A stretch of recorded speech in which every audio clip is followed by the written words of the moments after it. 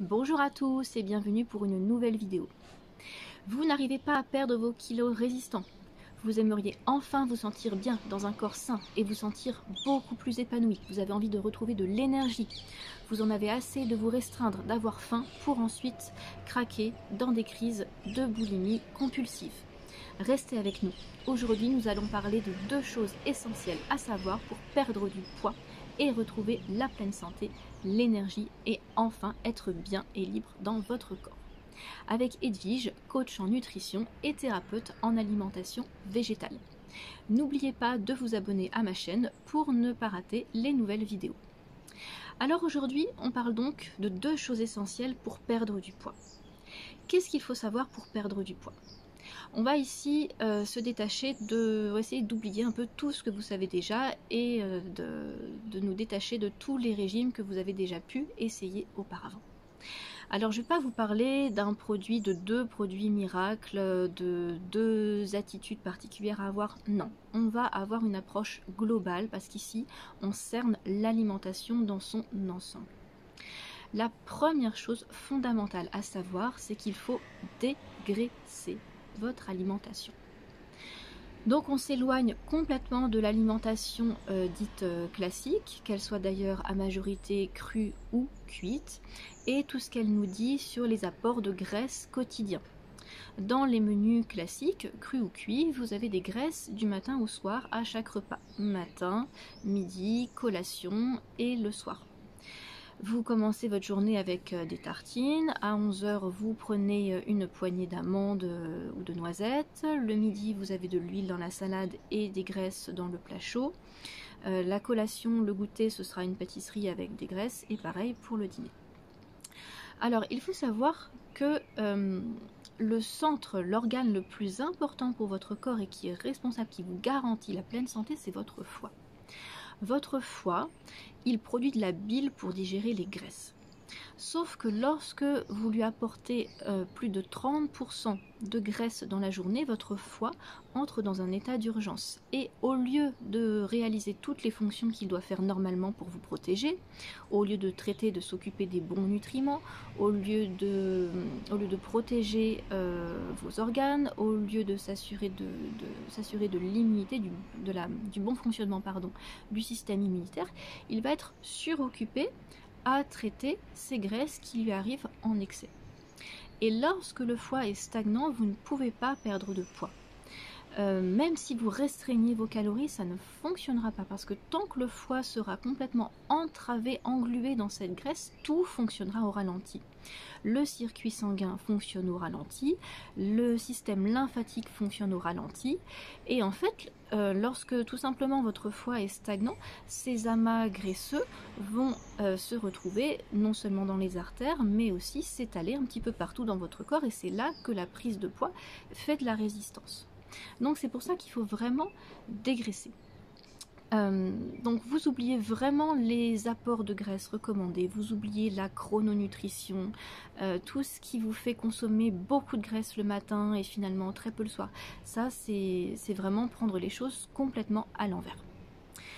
Alors, donc comme je disais, si le foie est stagnant, tout votre métabolisme va être ralenti. Le foie il a besoin de glucose, de minéraux et de beaucoup d'eau pour fonctionner, c'est tout. On peut même fonctionner avec une alimentation entièrement dépourvue de graisse ajoutée pendant très longtemps. Il n'y a aucun problème parce qu'en fait il existe des sources naturelles de graisse.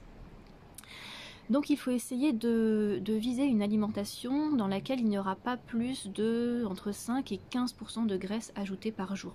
Alors quand je parle de graisse, en plus je parle de graisse qu'on va appeler saine et de graisse les moins transformées possibles. Donc exit les huiles, en revanche oui à l'avocat, oui à la chair de noix de coco fraîche, un petit peu d'olive et puis les oléagineux ou purée d'oléagineux. Ça c'est assez peu transformé, ça vous pouvez. L'idéal c'est vraiment de rester sans graisse jusqu'à midi minimum pour aider votre foie à se nettoyer. Et au mieux c'est de rester sans graisse jusqu'au soir. Et là vous allez voir, ça va prendre un peu de temps, mais votre foie va se nettoyer petit à petit et enfin vous allez pouvoir perdre vos kilos.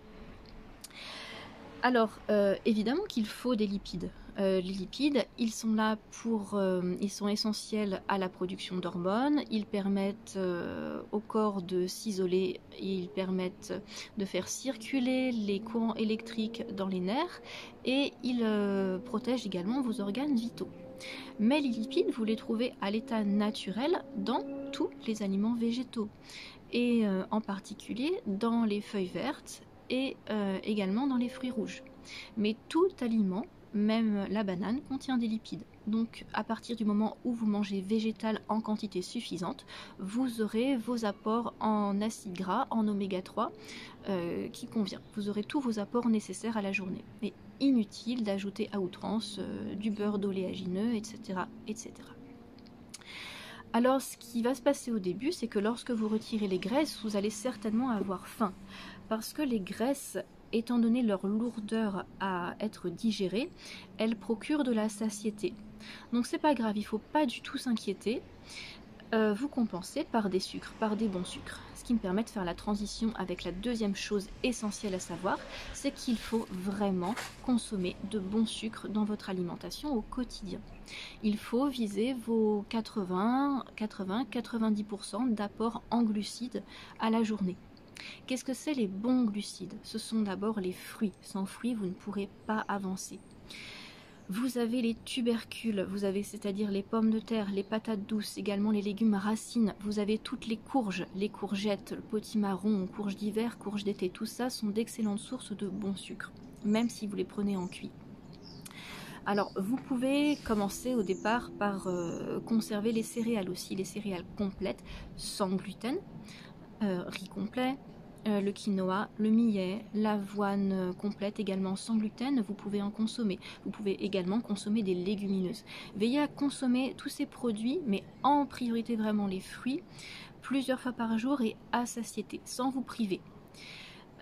Parce que ça ne va pas vous faire monter la glycémie en flèche. Si vous avez des soucis de glycémie, veillez à coupler les fruits avec des minéraux, avec une source de minéraux comme les feuilles vertes ou le concombre par exemple.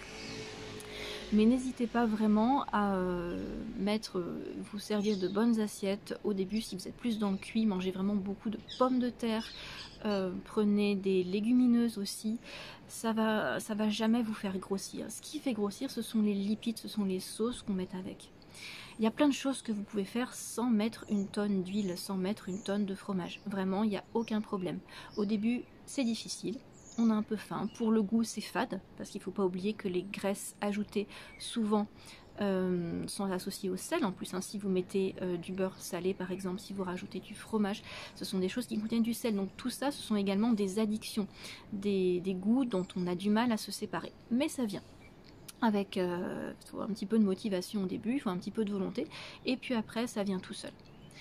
Donc, pour en revenir à la question des sucres, il faut manger à satiété. Si vous ne mangez pas suffisamment de sucre, vous allez tomber dans le manque, tout simplement.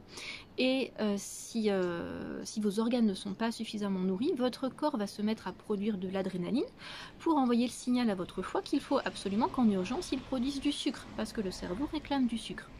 Donc en fait cette adrénaline elle va en plus vous bloquer complètement, elle va vous mettre en état de stress et c'est là que vous risquez de manger quelque chose qui ne va pas vous convenir et qui va vous faire retomber dans la prise de poids, du moins qui va vous laisser stagner avec votre poids. Si en plus vous ne mangez pas suffisamment de sucre, votre métabolisme tout simplement il va tourner au ralenti, vous allez rester dans la stagnation.